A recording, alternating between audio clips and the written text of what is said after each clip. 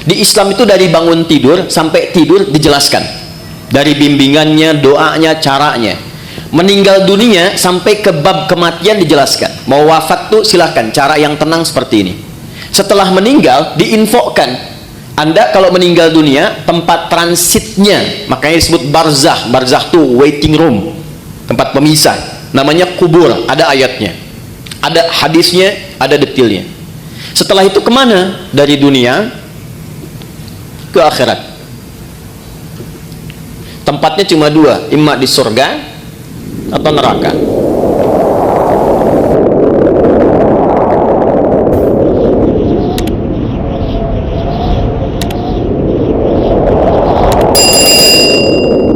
Teman-teman sekalian,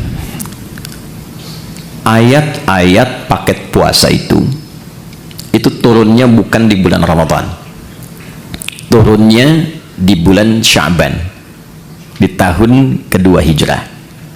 Saya sebut ayat-ayat karena sebagian umat Islam ketika disebutkan puasa Ramadan fokusnya hanya di ayat 183 saja, padahal kurikulum Ramadan itu satu paket, dari ayat 183 di surah Al-Baqarah sampai dengan ayat 187 di surah Al-Baqarah.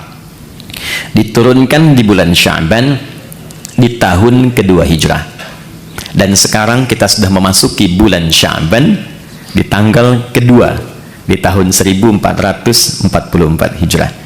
Jadi berkesesuaian kurikulum ini dibahas saat ini dan sesuai dengan petunjuk atau sunnah Nabi Sallallahu Alaihi Wasallam dari segi historis dan dari segi persiapan-persiapan spiritual.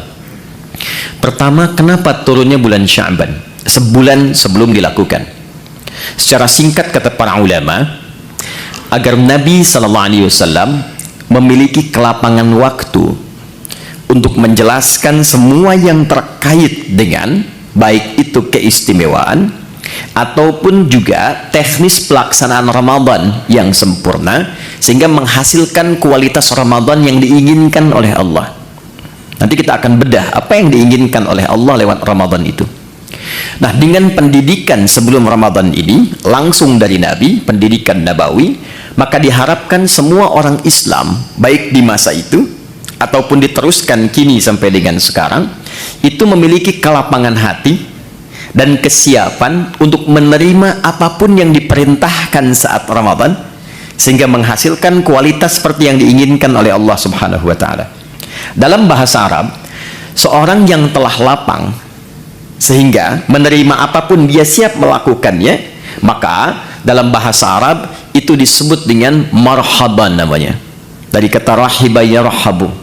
Jadi kalau orang Arab mengatakan marhaban ya akhi, selamat datang ya saudaraku, menyambut tamu misalnya, itu maksudnya saya betul-betul lapang menerima Anda. Silahkan, apapun yang Anda inginkan di sini boleh. Mau duduk silahkan, makan silahkan. Maka mereka mengatakan nazaltum ahlan wa halaltum sahlan. Disingkat ahlan wa sahlan. Nazaltum ahlan, Anda tiba di sini anggap rumah sendiri. Ya, nah, rumah sendiri kan juga tidak harus seperti yang punya rumah ya. Nah, silahkan makan, minum, tapi kan ngepel enggak ya? Ya, nyapu enggak ya? Jadi silahkan nikmati senyamannya. Halaltum ya, dan apa yang Anda sekarang mau nikmati semua halal. Silahkan. Itu orang mengatakan marhaban. Nah, kalau kita ingin melapangkan hati supaya apa yang datang apapun itu mudah kita terima, maka bahasa Arabnya tambahkan tasydid di kata kerja asal, dari rahiba jadi rahaba, yurahibu, sifatnya disebut dengan tarhib. Maka dari sini kenapa muncul istilah tarhib Ramadan. Tarhib itu asalnya usaha untuk melapangkan hati seluas-luasnya sehingga siap menerima dan menyambut apapun yang akan dihadapi kemudian.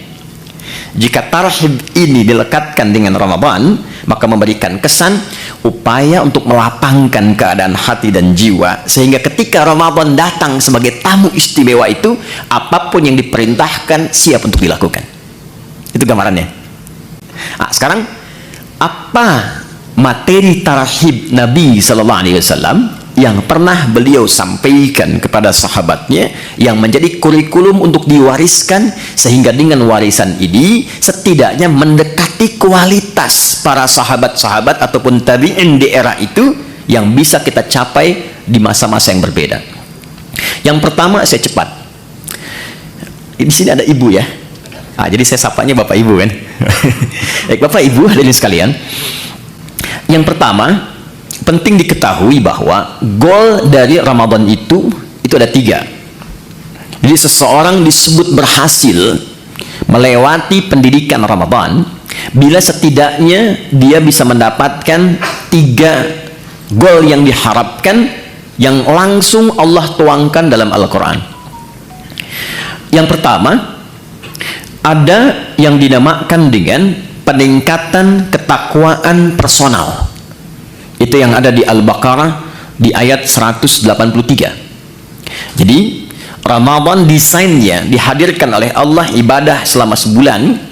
Nanti harapan pertamanya ditujukan supaya membentuk karakteristik setiap muslim itu yang memiliki ketakwaan personal yang tinggi. Dalilnya Quran surah kedua ayat 183. Ya ayyuhalladzina amanu kutiba alaikumussyam kama kutiba alal ladzina min qablikum la'allakum tattaqun. Nah, ketika menunjuk tattaqun itu menggunakan kata kerja kedua. Nanti saya bedah. Ya.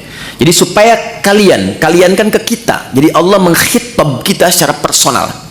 Aku siapkan puasa ini, ya, dan dipanggilnya nanti untuk semua tanpa kecuali. Nanti saya detilkan tujuan dasar pokoknya supaya membentuk karakteristik ketakwaan personal bagi setiap individu muslim. 1. 2, saya cepat. Ramadan juga disiapkan oleh Allah untuk membentuk ketakwaan sosial. Jadi bukan sekedar secara pribadinya menjadi lebih baik, tapi ternyata kebaikan personal ini baru punya nilai optimal dalam pandangan Quran jika auranya sudah mampu ditebarkan ke lingkungannya. Karena itu puasa nggak biasa nanti desainnya, ya, nanti akan melatih kita saat yang bersamaan untuk berinteraksi secara sosial dan mengoptimalkan semua karakter sosial kita, sehingga goalnya akan terlihat bukan hanya dengan Allah yang punya hubungan baik. Jadi kalau dengan Allahnya baik, dengan manusianya tidak baik, belum sempurna Ramadannya. Dan yang ketiga, membentuk karakteristik manusia yang bersyukur kepada Allah Subhanahu wa taala. Ketakwaan personal, ketakwaan sosial. Ketakwaan sosialnya ada di ayat 187 dan karakter syukurnya ada di ayat 185. Itu saja akan kita bedah di kesempatan kali ini. Saya akan coba optimalkan di 45 menit ke depan. 15 menitnya kalau ada sekiranya yang Anda ingin sampaikan untuk kita diskusikan, kita bisa optimalkan di sisa waktu itu. Saya bisa menulis ya. Baik, kita mulai sebentar. Bismillahirrahmanirrahim. Pelan-pelan. Jadi yang pertama, kita mulai dari segi ketakwaan personal. Ya. Takwa secara personal. Dalilnya Quran surah kedua ayat 183. Pelan-pelan. Ya ayyuhalladzina amanu kutiba alaikumussyam kama kutiba alal ladzina min qablikum la'allakum tattaqun. Apa yang dimaksud dengan ketakwaan personal? Ini dulu. Bapak Ibu, teman-teman sekalian, bila terdapat kata takwa di dalam Al-Quran, itu setidaknya disebutkan derivasinya sebanyak 240 kali. Nah, desainnya terbagi pada 3 bagian. Nanti ada yang membimbing bagian jasmani kita, ada yang kedua membimbing akal atau intelektualitas kita, dan yang ketiga ada membimbing rohani kita, jiwa spiritual kita. Nah, hal yang terkait dengan bimbingan rohani ini yang membawakan atau memberikan bekal kepada kita untuk pulang kepada Allah saat meninggalkan dunia, itu yang diistilahkan oleh ulama dengan ketakwaan personal. Jadi babnya khusus, kalau mau dirincikan secara singkatnya adalah bab tentang aspek ritual, bahasa lainnya ibadah. Nah, sekarang dasar berpikirnya bagaimana? Kita itu kan tinggal bukan hanya di dunia kan, Baik ya? Setelah dunia kita meninggal, makanya disebut meninggal dunia. Ya, perginya kemana? Baik, berbahagianya di dalam Islam, bersyukurnya sebagai muslim, konsep kehidupan yang dijelaskan tuh jelas sekali, nggak ada ambigunya. Ya, Anda bisa komparasikan untuk menambah wawasan kita. Misalnya di Islam itu dari bangun tidur sampai tidur dijelaskan, dari bimbingannya, doanya, caranya. Meninggal dunia sampai ke bab kematian dijelaskan. Mau wafat tuh silahkan, cara yang tenang seperti ini. Setelah meninggal diinfokan, Anda kalau meninggal dunia tempat transitnya, makanya disebut barzah. Barzah tuh waiting room, tempat pemisah, namanya kubur. Ada ayatnya, ada hadisnya, ada detailnya. Setelah itu kemana? Dari dunia ke akhirat. Tempatnya cuma dua, imma di surga atau neraka. Ini tempat menunggunya disebut barzah, alam pemisah. Alamnya disebut barzah, tempatnya disebut dengan kubur. Jelas semua, ayat, hadis, dalil lengkap. Nah sekarang pertanyaannya, kalau kita di dunia saja berkehidupan butuh bekal, Anda nggak mungkin datang ke kantor ini tanpa bekal. Dan di sini pun bekerja mencari bekal kan. Dan kita kadang-kadang tugas, apalagi di EP kan, tugas misalnya keluar eksplorasi di setiap tempat kan punya aturannya sendiri ya. Datang ke Amerika, mata uangnya sudah beda, currency-nya sudah lain, bekalnya sudah berbeda. Nah sekarang kalau kita meninggalkan dunia, bekalnya apa? Sedangkan yang kita kumpulkan di dunia itu nggak akan dibawa ke barzah, aja nggak dibawa. Ya, ada di antara kita yang dikubur bawa handphonenya. Kalau saya kangen nanti miss call aja, kan nggak bisa kan? Ya pakaian aja kan ganti kan? Ganti loh. Teman-teman masih pakai seragam tuh, ya kan? Seragamnya saat ke alam kubur kan beda kan? Ya kan? Nggak ada kantongnya loh Pak. Boleh dicek nanti tuh, ya? Kainnya cuma dua, perempuan tambah satu, kerudungan, ya kan? Makanya yang belum berkerudung dipikir-pikir dulu ya, supaya malaikat nggak aneh nanti nanya, kamu masuk kubur kok pakai kerudung? Di dunianya enggak ya. Ini untuk latihan saja ya, pertanyaan. Balikin, jadi masuk ke alam kubur saja, kita sudah meninggalkan semua yang kita kumpulkan di sini. Karena hukum mengatakan setiap pindah tempat, berpindah tempat, itu pasti bekalnya tidak akan sama.